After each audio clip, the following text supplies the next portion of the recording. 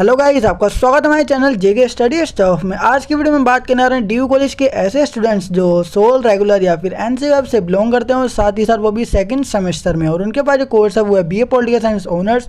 और इसके अंदर एक बुक जिसको आप सब्जेक्ट भी कह सकते हो, वो अपना है methods and approaches in comparative political analysis.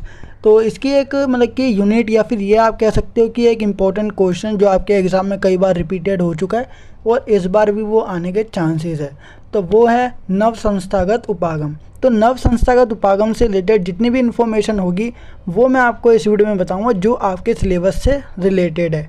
ठीक है, ये जो आपके सिलेबस के अंदर जो नव संस्थागत उपागम के बारे में बताया जा रहा है उसके बारे में मैं आपको आज की वीडियो में बताऊंगा।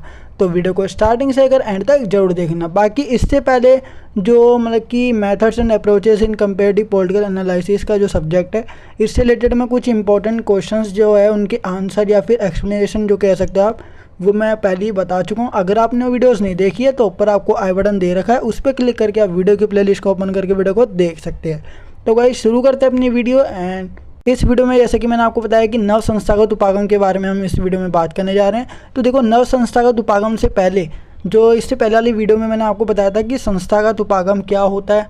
ठीक है, जो कि अपना जो तुलनात्मक राजनीति के अंतर्गत ही आता है। ठीक है, तो एक बार हम किसको थोड़ा सा क्या करेंगे, बेस से पढ़ेंगे। ठीक है, अगर आपने संस्थागत उपागम का कॉन्सेप्ट नहीं समझा है तो आपको ये वाला जो कॉन्सेप्ट है वो समझ नहीं आएगा, लेकिन फिर भी मैं आपको थोड़ा बहुत जो है पिछली वीडियो के बारे में बता देता हूँ कि हमने क्या पढ़ा था। तो गाइस, जैसे कि आप सबको पता है कि तुलनात्मक राजनीति, ठीक है, जिसमें राज्यों के बीच की जो राजनीति होती है, जैसे कि अलग अलग राज्य है, ठीक है, उनके बीच की राजनीति की क्या करते हैं हम, तुलना करते हैं, या फिर इनमें कौन कौन से डिफरेंसेस पाए जाते हैं राजनीति के बीच में, तो उसको हम पढ़ते हैं, तो उसको बोलते हैं तुलनात्मक राजनीति।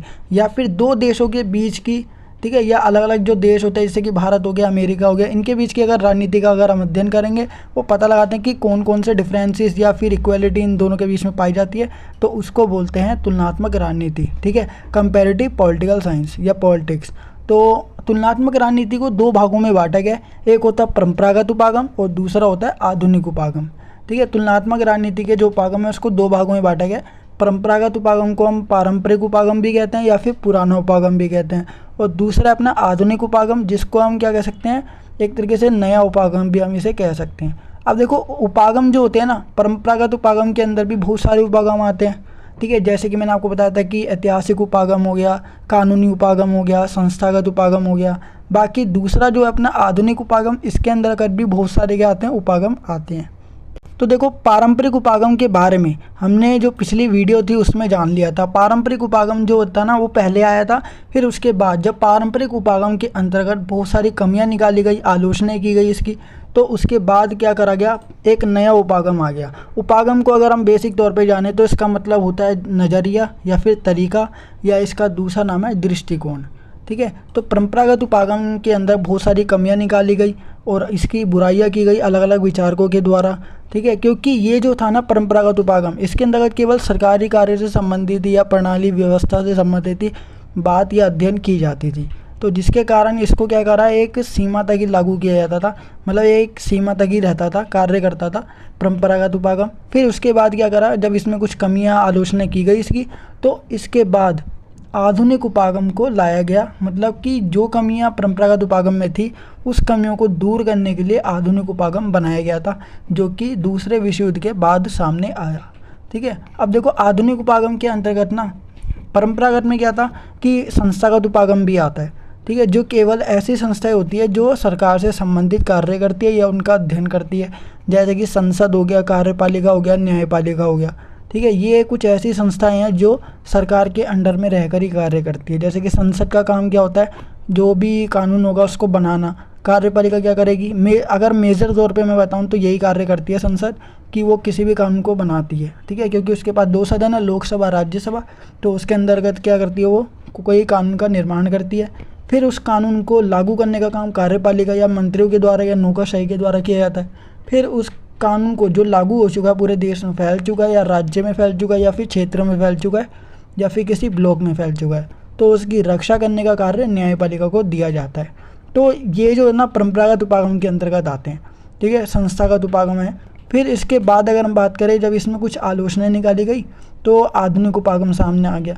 आधुनिक उपागम के अंतर्गत क्या है, यही संस्थागत उपागम जो सरकार के अंडर में काम करते थे, अब इनको क्या कर दिया गया, बदल दिया गया।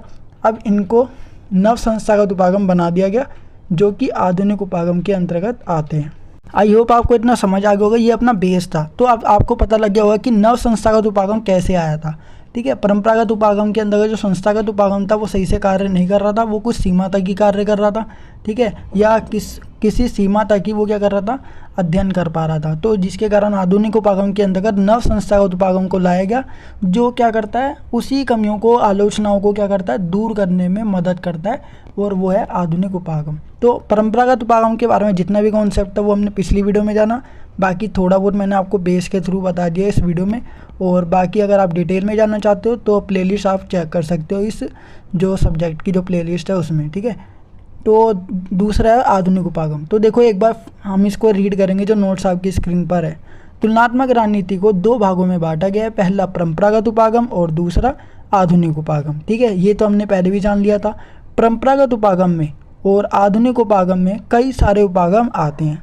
ठीक है, परंपरागत उपागम में कानून का अध्ययन किया जाता है तथा कानून के साथ साथ कुछ सरकार से संबंधित संस्थाएं होती है जो संस्थागत उपागम के अंतर्गत आती है, परंपरागत में उनका भी अध्ययन किया जाता है। जैसे कि मैंने आपको बताया था कि परंपरागत में कानून के साथ साथ सरकार की जो संस्थाएं होती है, सरकार से संबंधित जितनी भी गतिविधियाँ, कार्य प्रणाली वगैरह होती है, वो उसका अध्ययन किया जाता है। जैसे कि संसद, कार्यपालिका और न्यायपालिका आदि, इनका अध्ययन परंपरागत उपागम के अंतर्गत किया जाता है। परंतु जब आधुनिक उपागम आया तो परंपरागत उपागम का महत्व समाप्त हो गया था।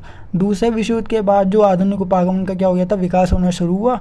वैसे वैसे क्या हुआ, जैसे जैसे समय आगे बीतता गया तो परंपरागत उपागम का महत्व क्या हो गया था, समाप्त हो गया था।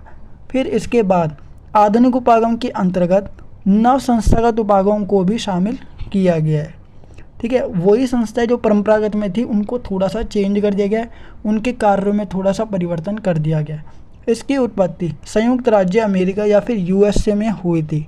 ठीक है, जो नव संस्थागत उपागम है या आधुनिक उपागम है, इसकी उत्पत्ति कहाँ पर हुई थी, यूएसए में। 1930 से 50 के बीच में क्या हुआ था, संस्थागत की जो अवधारणा थी उसको अधिक महत्व दिया गया था। ठीक है, ये 1930 से 50 के बीच में संस्थागत जो है उसकी अवधारणा को ज़्यादा इम्पोर्टेंस दिया जाता था।